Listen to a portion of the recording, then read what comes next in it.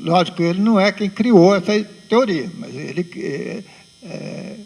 ele divulgou, e é a partir do que ele disse que nós estamos apresentando aqui esse trabalho. Ele entende, e o dialogismo entende, que a língua e a comunicação só existem no diálogo. Quando eu falo não o que eu penso, mas o que eu penso que os outros querem ouvir de mim.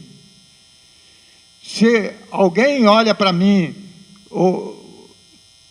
ou deixa de olhar para mim e fica olhando para o outro lado, se alguém levanta a mão para fazer uma pergunta, ou se alguém balança a cabeça em sentido negativo, eu, naturalmente, se não mudo o meu discurso, eu, pelo menos, sou tentado a mudar, pelo menos, o tom de voz. Ou seja, nós não falamos o que nós pensamos, mas nós falamos o que nós pensamos que os outros querem ouvir de nós. Por quê? Não somos nós somente que construímos o discurso, mas o nosso discurso é reconstituído, é reconstruído também pela expressão que o nosso ouvinte demonstra nessa relação natural e necessária que o dialogismo linguístico apresenta. Por isso, essas professoras propõem que, para compreender a formulação sobre o gênero do discurso, como se apresenta em Estética da Criação Verbal, é preciso relacioná-la à teoria do dialogismo, que é, antes de tudo, um princípio da linguagem. Não é? Língua e linguagem têm um sentido diferente. Linguagem relaciona tudo que está... inclui tudo que está relacionado com a comunicação. O seu olhar para mim, a sua distração conversando com o colega enquanto eu estou falando, a sua manifestação, seja ela de que natureza for, vai interferir no meu discurso. Então, tudo isso é linguagem. O nosso corpo fala por nós. Muito sintético, né? Esse é um trabalho de umas 15 páginas. Eu coloquei ali apenas uma prancha com umas 10 linhas, né? Então, vamos a um segundo trabalho. O trabalho do professor Anderson Rodrigues Marins. O professor Anderson Rodrigues Marins, em Dialogismo Bakhtiniano em Esaú e Jacó, refere-se a Paulo Bezerra, lembrando que ele, fundamentado no discurso de Bakhtin, esclarece que em todo texto literário existe um autor primário ou autor criador, apresentado como figura real que está fora da estrutura da obra e que, ao criá-la, cria também a sua imagem, que é um autor secundário. Assim, segundo Bakhtin, o autor cria seres independentes com os quais dialoga. Bom, antes de ler a citação do Bakhtin, vamos voltar aqui para esclarecer alguns detalhes que alguns de vocês podem ainda estar interrogando. Primeiro, quem é esse Paulo Bezerra? É o tradutor, o principal tradutor, porque esse livro já foi traduzido mais de uma vez, mas é o primeiro tradutor de dialogismo, ou melhor, de Estética da Criação Verbal. Depois, o que seria esse autor principal, né, o primeiro autor, e o autor secundário? O autor primário seria a pessoa física, o cidadão que escreveu aquele texto. Mas quando você escreve, E aqui está, por exemplo, o professor José Mário. Nós temos outro colega também do mesmo departamento lá que também escreve poesia. Quando ele escreve poesia, ele se cria como um personagem também. Porque o autor da poesia não é o cidadão José Mário Botelho, por exemplo, ou o professor Afrânio da Silva Garcia, porque ele se apresenta como um novo personagem. No caso do professor José Mário, eu não vou comentar que tipo de autor ele se criou, porque ele está presente aqui, então ele pode me contestar. Mas vou comentar do nosso colega comum, professor Afrânio da Silva Garcia. Quem o conhece pessoalmente e o conhece através da poesia, vão achar que não são a mesma pessoa, porque nas suas poesias ele é um personagem quase oposto ao que ele é como pessoa física, como pessoa social, no convívio, porque ele tem o seu desenvolvimento literário nas poesias é de um autor afinado com ideias bem diferentes daquelas que ele defende no seu contato do dia a dia com seus colegas, com seus alunos, com as pessoas com quem convive. Ou seja, o autor pessoa física é o autor primário. O autor literário é aquele autor que foi criado pelo autor primário. Lendo, então, agora o que disse o professor Anderson, que eu transcrevi. O nosso ponto de vista não afirma, em hipótese alguma, uma certa passividade do autor, que apenas montaria os pontos de vista alheios. O autor é profundamente ativo, mas o seu ativismo tem um caráter dialógico especial. Esse ativismo que interroga, provoca, responde, concorda, discorda, etc. Então, o autor é aquela pessoa que apresenta todas essas ações no seu trabalho, né? Ele interroga, ele provoca, ele responde, ele concorda, ele discorda, ou tem outras atitudes. Okay? Para terminar esse tópico sobre o dialogismo, vale a pena lembrar o que nos ensina Simone Dália de Guzmão Aranha em O Dialogismo em Gêneros Retóricos, o papel ativo do outro no texto publicitário escrito.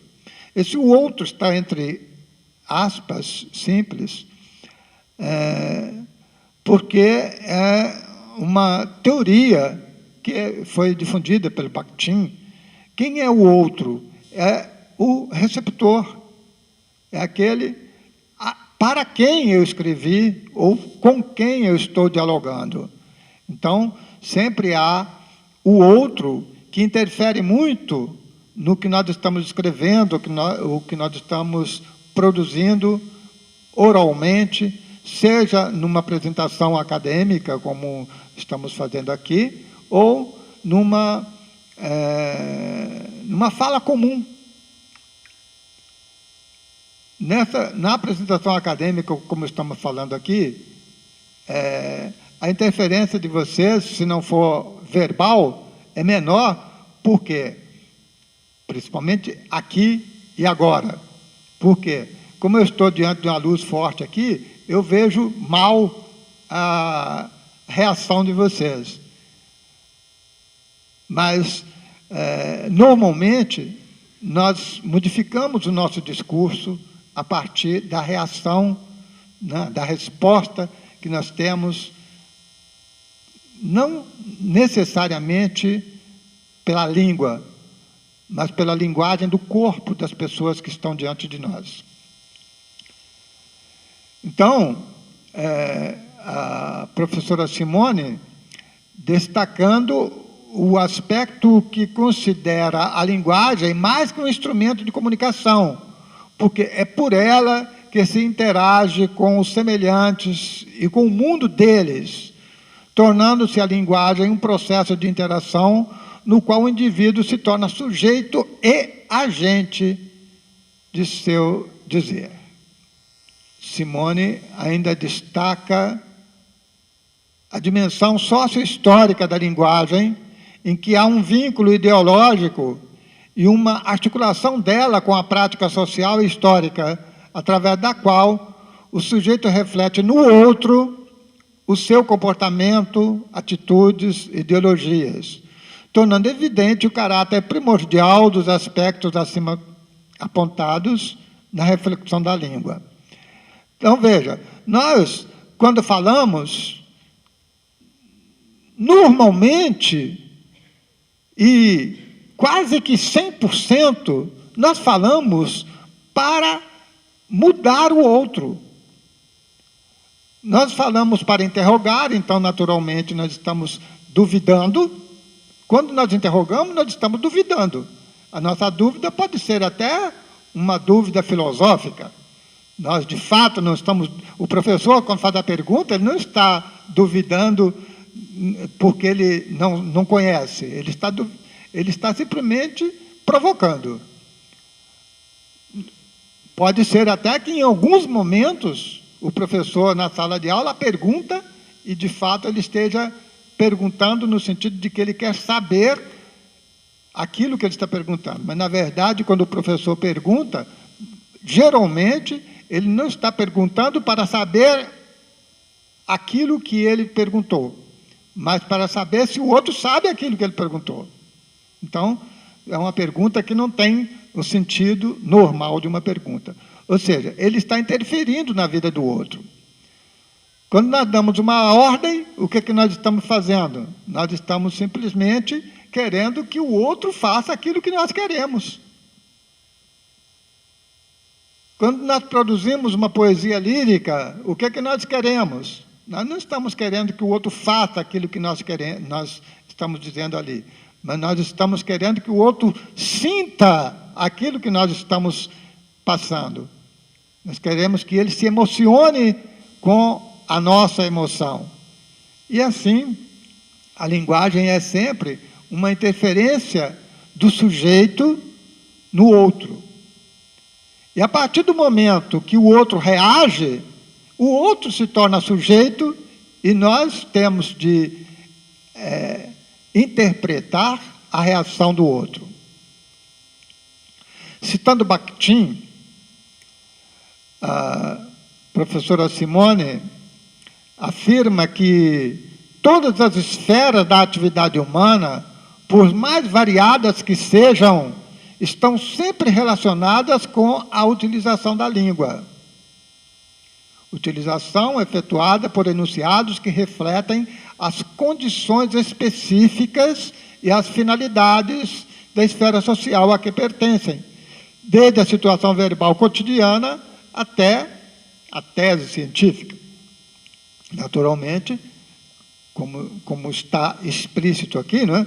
Dependendo da situação, do contexto, a nossa comunicação, o nosso diálogo tem uma função diferente. Nós podemos dizer a mesma coisa em contexto diferente, que aquela mesma coisa não é a mesma ideia. Até porque, segundo Bakhtin, nós não falamos nem escrevemos palavras, nós falamos e escrevemos ideias. Tanto é assim, aliás, ontem eu estava comentando com algum colega sobre isso, quando nós lemos, na verdade, nós lemos as ideias e podemos até escrever uma palavra com um erro ortográfico e o próprio autor, por exemplo, ou outra pessoa que lê as ideias, nem percebe que há ali um erro. Tanto é que o próprio autor é um péssimo revisor dos seus próprios trabalhos, porque ele já vai lendo as ideias e os erros não são percebidos.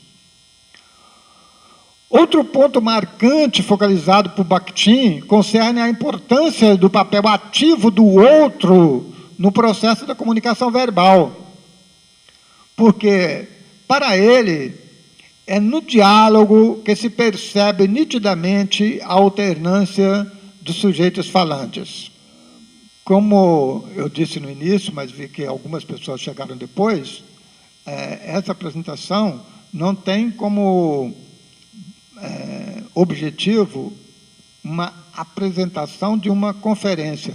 Nós chamamos de aula-conferência uma apresentação de um texto produzido no formato de conferência, mas com o objetivo de transformá-lo numa aula. Portanto, vocês podem e devem interferir quando quiserem ou desejarem. Estejam à vontade, podem interromper a qualquer momento. Como as pessoas que estão mais do lado daqui eu não consigo visualizar, talvez tenha de dar um grito lá para eu poder saber o que querem falar, viu? Porque vocês não percebem, mas eu estou diante de uma luz forte aqui, eu não consigo visualizar quem está daquele lado ali. Então, vamos a um outro trabalho, é o trabalho do professor, aliás, eu já me referi a esse autor antes, né, o professor Silvio Ribeiro da Silva, e um orientando dele, que eu agora esqueci qual é o nome, sobrenome Alves Filho, o último nome. No início do seu artigo, algumas contribuições de Bakhtin, esse outro nome eu não sei nem em que língua está, mas para os estudos sobre gêneros, Alves Filho e Silva apresentam em um parágrafo, uma bela síntese da história do conceito de gênero a partir da antiguidade. É o próprio Silvio Ribeiro da Silva, em 2008, que comenta em Teoria Aplicada sobre Gêneros do Discurso, textuais, porque gênero do discurso é gêneros textuais, não é? Que os gêneros já preocupavam os grandes filósofos gregos na antiguidade. Aqui eu fiz um recorte apenas de uma parte de um parágrafo, mas lá ele faz isso mais longamente, e vocês têm aí o